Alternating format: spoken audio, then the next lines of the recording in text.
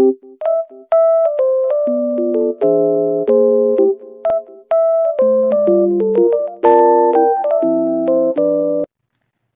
mga kaibigan! Ang sermon natin ngayon ay tungkol sa mabuting pagsamba at masamang pagsamba. Ngayon basahin natin ang verse na ito. Dahil sa pananampalataya sa Diyos, si Abel ay nag-alay ng mas mabuting handog kaysa inihandog ni Cain. Kaya naman, si Abel ay kinilalang matuwid nang tanggapin ng Diyos ang kanyang handog.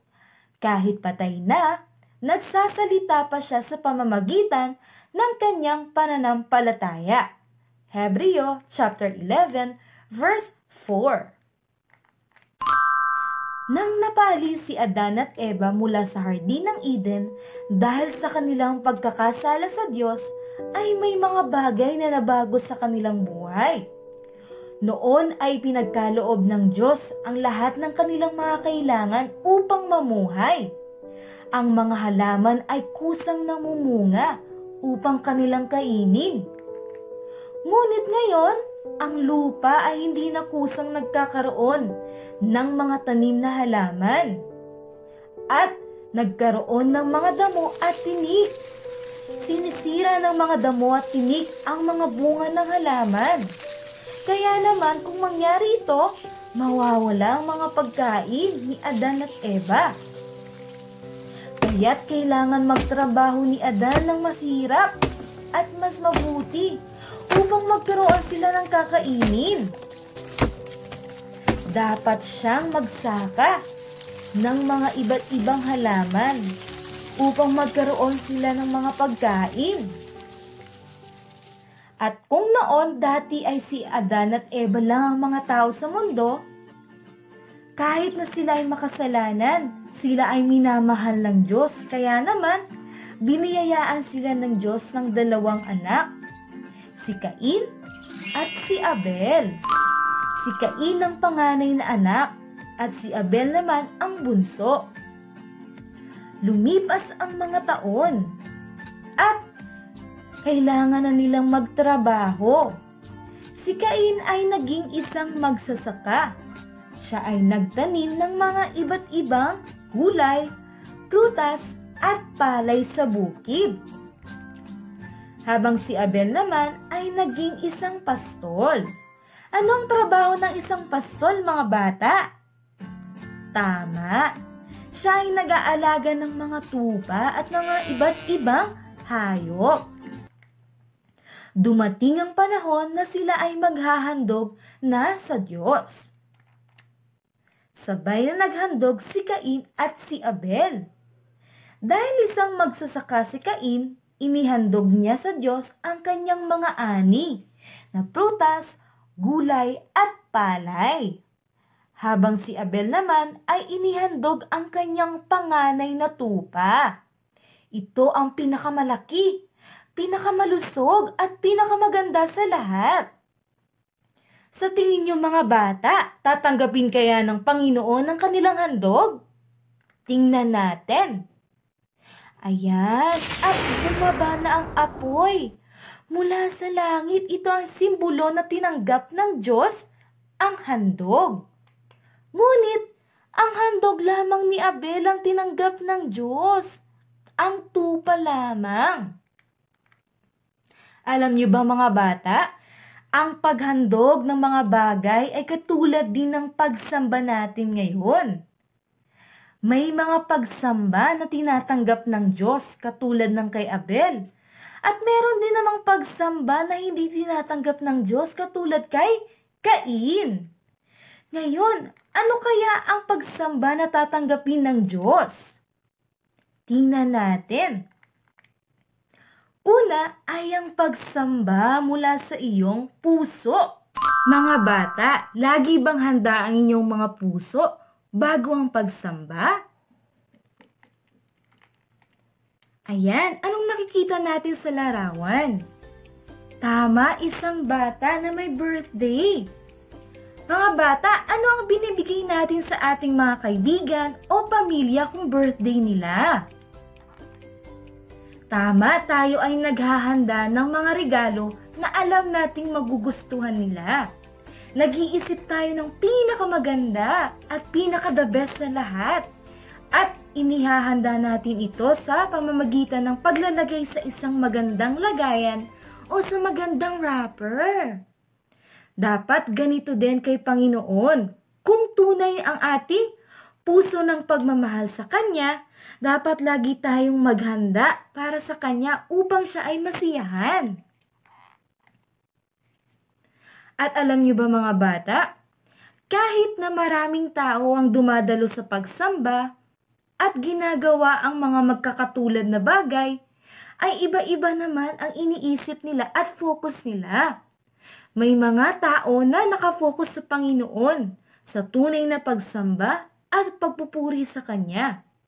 Ngunit may mga tao naman na iniisip ang ibang bagay katulad ng paglalaro, computer, o kaya naman yung iba ay natutulog at ang iba naman iniisip nila yung mga tao na nakaaway nila. Sa tingin nyo, kaninong pagsamba kaya ang tatanggapin ng Panginoon?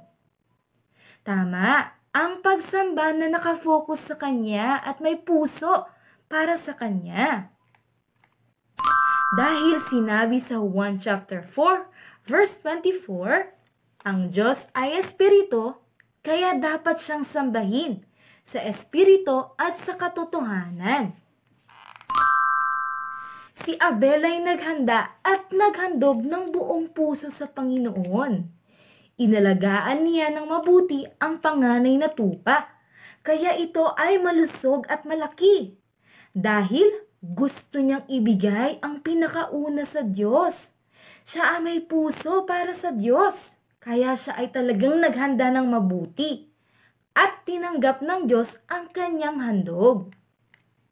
Samantalang si Cain naman ay naghandog kung ano lang ang kanyang ani. Hindi siya naghanda o hindi niya pinili kung ano ang pinaka-malaki at pinaka-mahusay para sa Diyos. Kaya naman hindi natanggap ng Diyos ang kanyang handog. At pangalawa mga bata, pagsamba na may puso ng pagmamahal para sa lahat. Kayo ba ay may mga nakaaway o mga nakagalit sa araw-araw? Kung ganon, basahin natin ito. Mateo chapter 5 verse 23 to 24. Kaya't kung mag-alay ka ng handog sa dambana para sa Diyos at naalala mong may sama ng loob sa iyo ang iyong kapatid, iwan mo muna ang iyong handog sa harap ng dambana at makipagkasundo ka sa kanya. Pagkatapos, magbalik ka at maghandog sa Diyos. Ayan, dapat ganun daw ang gawin natin kung may galit sa ating mga puso. Dapat makipagkasundo muna tayo sa mga tao na nakagalit natin.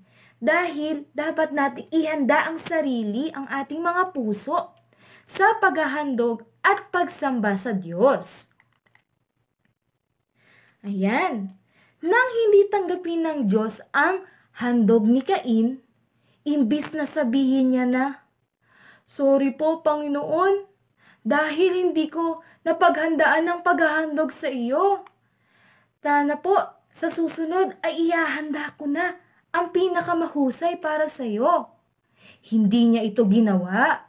Nagalit siya nang hindi tanggapin ng Diyos ang kanyang handog at sinabi niya, "Nakakainis! Bakit handong lang ni Abel lang ang tinanggap? Mas marami naman akong hinandog. Siya, isang tupa lang." Ayan, galit na galit si Cain sa Diyos. At hindi lang yon. Galit na galit din siya kay Abel. Nakakainis si Abel. Kala niya magaling siya. Gusto ko siyang patayin. Kaya pinatay ni Cain si Abel dahil sa kanyang masamang puso. Nagawa niyang patayin ang kanyang sariling kapatid dahil sa galit. At pagkatapos na patayin ni Cain si Abel ay tinawag siya ng Panginoon at tinanong, "Cain, Cain, Nasaan ang iyong kapatid na si Abel? Hindi ko po alam. Bakit akong tinatanong niyo po? Ako ba ang tagapag-alaga ng aking kapatid? At nagsinungaling nga si Cain sa Panginoon. Ngunit sinabi ng Panginoon, "Sinungaling! Alam kong ikaw ang pumatay sa iyong kapatid na si Abel. Dahil umiiyak ang kanyang dugo sa akin nang patayin mo siya." Ayan, alam ng Diyos ang lahat kahit nagsinungaling si Cain sa kanya. Kaya naman dahil dito ay naparusahan si Cain. Kaya naman mga bata, lagi nating tandaan, bago sumamba o maghandog sa Diyos, dapat walang galit sa iyong puso.